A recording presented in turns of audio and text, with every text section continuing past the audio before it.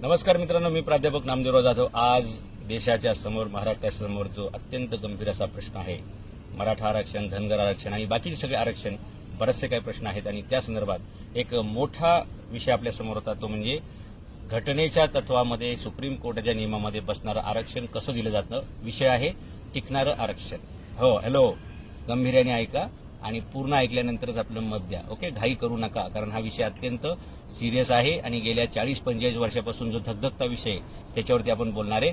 तर टिकणारं आरक्षण कसं दिलं जातं लक्षात घ्या. आपल्या देशामध्ये 1980 पासून म्हणजे 82 पासून मराठा आरक्षणाचा प्रश्न ऐरणीवरती आहे आणि 8 इलेक्शन आतापर्यंत जवळपास असे झाले की ज्याच्यामध्ये इलेक्शन आलं की एक वर्ष अगोदर आम्ही तुम्हाला आरक्षण देणार अशा प्रकारचं राजकीय लोक घोषणा करतात. त्याच्या आधारे इलेक्शन लढतात, जिंकतात आणि सत्तेत आले की 4-4.5 वर्षे परत अगदी कुंभकर्णासारखी झोप घेतात आणि परत 6 महिने 5 महिने जवळ आले इलेक्शन दुसरं लागायला की त्यावेळी मग मराठा आरक्षण घेऊन टाकायचं आणि इलेक्शन परत त्याच्यावरती जिंकून जातात आणि परत 2-4-5 महिन्यांनी इलेक्शन संपलं, ते परत जिंकून आले की परत कुणीतरी कोर्टात जातं आणि परत ते टिकलं जात नाही, कोर्टातून ते माघारी होतं. लक्षात घ्या, आरक्षण हा इलेक्शनचा लोकांनी जिंकण्याचं एक हत्यार म्हणून वापरलं आणि ते कधी त्याच्या संदर्भात गंभीर नव्हते. आणि हा पक्ष असा तो पक्ष म्हणण्याची गरज नाही. सगळेच पक्ष एकाच उद्देशाने काम करतात, त्या म्हणजे लोकांना आमिषे दाखवणं, लोकांची थाप मारणं आणि लोकांना गंडवणे आणि सत्तेमध्ये येणं. लक्षात घ्या, त्या आश्वासनाचं पुढे काय झालं हे जनता पण विसरून जाते आणि नंतर परत प्रश्न तो जेव्हा परत म्हणजे वातावरण गरम होतं तेव्हा लोकांच्या लक्षात असं सगळं झालं. 8 इलेक्शन आतापर्यंत झाले मराठा आरक्षण या विषयावरती, परंतु तडा काय लागला नाही. यांचीही सत्ता बघून झाली, ह्यांची सत्ता बघून झाली. आता आपण सत्य बघूया. घटनेच्या नियमामध्ये टिकणारं आरक्षण कसं दिलं जातं. भारताच्या राज्यघटनेचा उद्देश आहे, एक उद्देश आहे की जस्टिस फॉर, ओके, म्हणजे जस्टिस द्यायचा, न्याय द्यायचा. कुठला?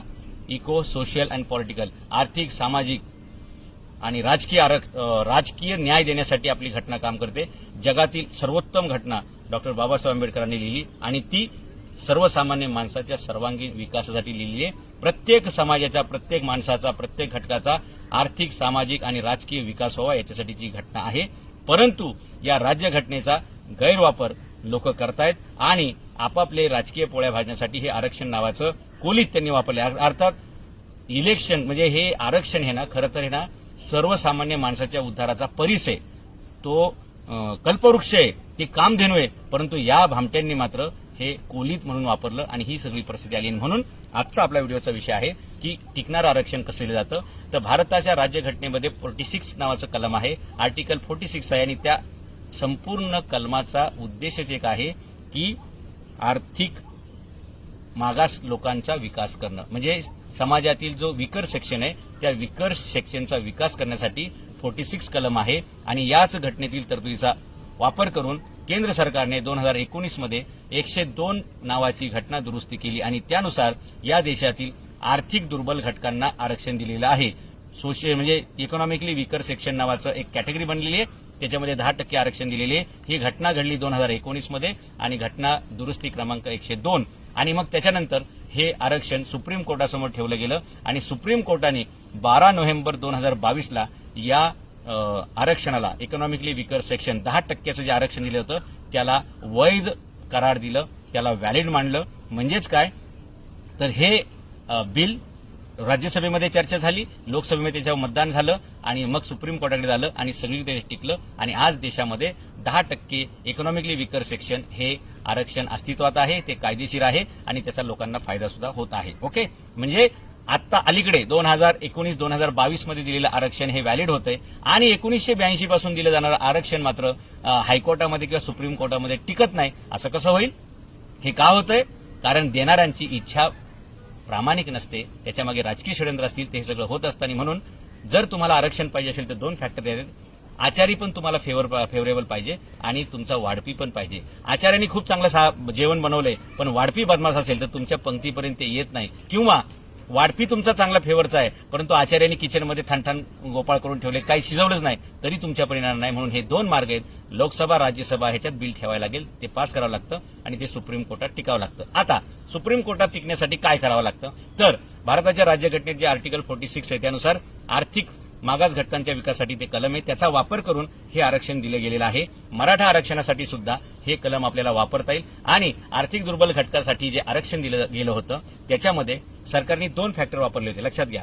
ते पहिल्यांदा आपण नीट समजून घेऊया. एक, युनायटेड नेशन्स ऑर्गनायझेशन नावाची एक संस्था आहे आणि या संस्थेचा उद्देश आहे 2030 पर्यंत जगातील सर्व गरिबी संपवणे आणि हे गरिबीचं, जागतिक गरिबीचं, दारिद्र्याचं निर्मूलन करणे हा त्यांचा जो उद्देश आहे त्याला पूरक म्हणून भारतीय राज्यघटनेतल्या कलम 46 चा उपयोग करून घटना क्रमांक 102 केली गेली आणि 10% ईडब्ल्यूएस आरक्षण दिले गेलेलं आहे. कारण भारतीय राज्यघटनेचा उद्देश हा सर्व जातीच्या, सर्व समाजाच्या, सर्व लोकांना इकॉनॉमिक, सोशल, पॉलिटिकल जस्टिस देणं हा आहे आणि त्याला अनुसरून म्हणजे युनोचा उद्देश आणि भारतीय राज्यघटनेचा उद्देश या दोघांचं कॉम्बिनेशन करून केंद्र सरकारने हे 10% आरक्षण दिलेलं आहे. मला सांगा, युनो म्हणजे युनायटेड नेशन्स ऑर्गनायझेशन, संयुक्त राष्ट्रसंघ.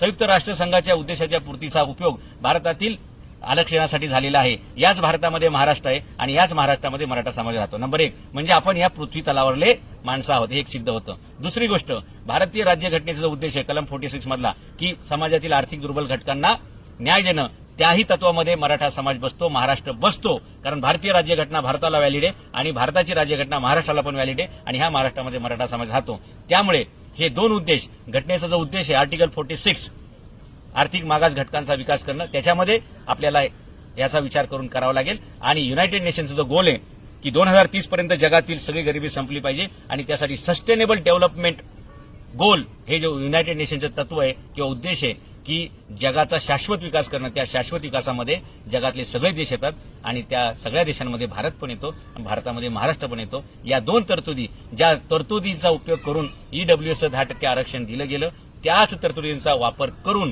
उपयोग करून मराठ्यांना सुद्धा आपल्याला आरक्षण देता येऊ शकतं, मिळवता येऊ शकतं. फक्त मी सांगितलं त्याप्रमाणे ह्या 2 तरतुदी आपल्याला वापरायच्या आहेत, भारतीय राज्यघटनेचं प्रिएम्बल आणि दुसरं युनायटेड नेशनचा गोल, युनायटेड नेशनचा उद्देश. हे 2 करायला पाहिजे आणि त्याच्यामध्ये फक्त 2च अडचणी मी तुम्हाला सांगितलं की आचारी पण तुमच्या फेवरला पाहिजे, जो जेवण बनवणार आहे तो, म्हणजे जो मसुदा बनवणार आहे, ड्राफ्टिंग करणार आहे तो, आणि दुसरं वाढपी सुद्धा तुमच्या फेवरचा पाहिजे, जो वाटप करणार आहे तो. ह्या 2 गोष्टी घडल्या तर मला वाटतं मराठा समाजाचा आरक्षणाचा, मराठाच नव्हे धनगर समाजाच्या आरक्षणाचा प्रश्न मिळेल. कारण जसे मराठ्यांमध्ये लोक गरीब आहेत तसे धनगरांमध्ये पण आहेत, तसेच मुसलमानांमध्ये पण आहेत, इतर जातींमध्ये पण आहेत आणि ह्या सर्वच जातींना जर न्याय द्यायचा असेल तर मला वाटतं आरक्षणाची मर्यादा वाढवणं हा एक चांगला उपाय आहे. आता याच्यावर लोक असं कमेंट करतात, लोक याच्यावरती आपले मत असे मांडतात की राज्यघटनेनं 50%चं मर्यादा दिलेली आहे, ती ओलांडता येत नाही आणि मग ती व्हॅलिड होत नाही. ऐ शाने लोकांनो, हे असे कोणी जे बोलतात ना, कार्यकर्ते किंवा नागरिक, त्यांनी समजून घ्या, आरक्षण देणं हे घटनेचं तत्व आहे आणि आरक्षणाची मर्यादा ठरवणं हे सुप्रीम कोर्टाची मर्यादा आहे. लक्षात घ्या, आरक्षण देणं हा पार्ट, जसं मी वाढपी आणि आचारी म्हटलं तर हे वाढपी आणि आचारी म्हणजे हे 2 आहेत, तर हे आरक्षण देणं हे घटनेची बाजू आहे आणि आरक्षणाची मर्यादा वाढवणं ही सुप्रीम कोर्टाची बाजू आहे.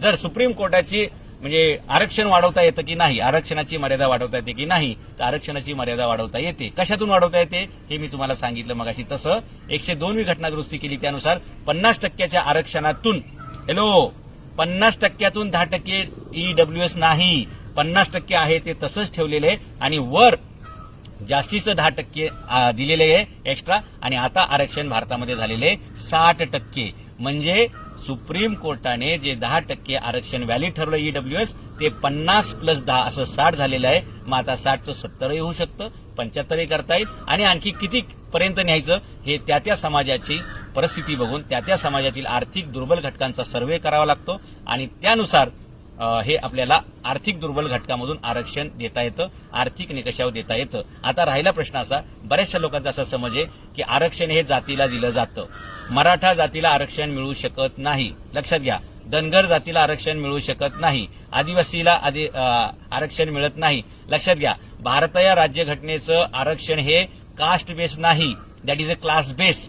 म्हणजे हे आरक्षण जातीला दिलं जात नाही, प्रवर्गाला दिलं जातं, जातींच्या समूहाला दिलं जातं. एससी एसटी मध्ये काहीतरी 35+ जाती आहेत, ओबीसी मध्ये 400+ जाती आहेत, असं जातींच्या समूहाला, त्याला प्रवर्ग म्हणतात, त्याला दिलं जातं. आणि म्हणून मनोज जरांगे पाटील ही जी मागणी करतायत की मराठा समाजाला ओबीसी मध्ये घालून ते आरक्षण द्या, तर हे घटनेच्या त्या तत्वाला पुढे नेणारी गोष्ट आहे की एकट्या मराठा समाजाला वेगळं आरक्षण देता येत नाही. म्हणून मराठा समाजाला ओबीसी प्रवर्गामध्ये घालून त्याच्यातून ते आरक्षण द्यावं. राहिला प्रश्न असा, मग ओबीसीवरती अन्याय होईल का? तर ओबीसीवर अन्याय होणार नाही, कारण ही जी आता आरक्षणाची मर्यादा 50 वरनं 60 वर गेली आहे ईडब्ल्यूएस मुळे, ती तुमची 70 वर जाऊ देत, 75, 80 जेवढी किती घालवायची हे सरकारने आणि सुप्रीम कोर्टाने ठरवायचंय. तशी ती मर्यादा वाढवता येईल आणि ओबीसीवरती सुद्धा अन्याय होणार नाही. कारण मराठ्यांना समजा जर 15% आरक्षण दिलं तर 15%चा कोटा वाढवावा लागेल. मराठ्यांना जर समजा 20% आरक्षण दिलं तर 20%चा कोटा वाढवावा लागेल. ओबीसीवरती अन्याय होणार नाही आणि मराठ्यांच्या अन्यायाचं परिमार्जन होईल. आरक्षण दिलं जाईल आणि ते सुप्रीम कोर्टामध्ये सुद्धा टिकेल. मी सांगितलेल्या ह्याप्रमाणे आपण गेलो तर फक्त याच्यामध्ये एकच अडचण मला दिसती, ती म्हणजे राजकीय लोकांच्या हेतूची प्रामाणिकता. जर हेतू प्रामाणिक असेल तर ह्या दोन्ही गोष्टींमध्ये म्हणजे घटनेच्या प्रिएम्बलचा उल्लेख करून, घटनेच्या 46 कलमाचा उपयोग करून युनायटेड नेशन्स ऑर्गनायझेशनचा 2030 पर्यंत जगातील सर्व गरिबी निर्मूलन करणं, त्या गरिबीमध्ये मराठी पण येतात, धनगर पण येतात, महाराष्ट्र पण येतो, भारताची सगळीच राज्य येतात, जगातील सर्व देश येतात. सस्टेनेबल डेव्हलपमेंट गोल हा जो युनायटेड नेशनचा गोल आहे 2030 पर्यंतचा, त्याचाही उपयोग करून आपल्याला असं आरक्षण देता येतं, टिकणारं देता येतं. आता याच्यावरती फक्त लोकांनी हे लावून धरलं पाहिजे की ज्यांच्याकडून हे आरक्षण अंमलात येणार आहे त्या पुढाऱ्यांना तुम्हाला धारेवर धरावं लागेल, त्या पुढाऱ्यांना तुम्हाला सरळ करावं लागेल, त्या पुढाऱ्यांना याचा जाब विचारावा लागेल की तुम्ही आम्हाला दरवेळी का फसवताय, हे फसून तुम्हाला काय मिळतंय.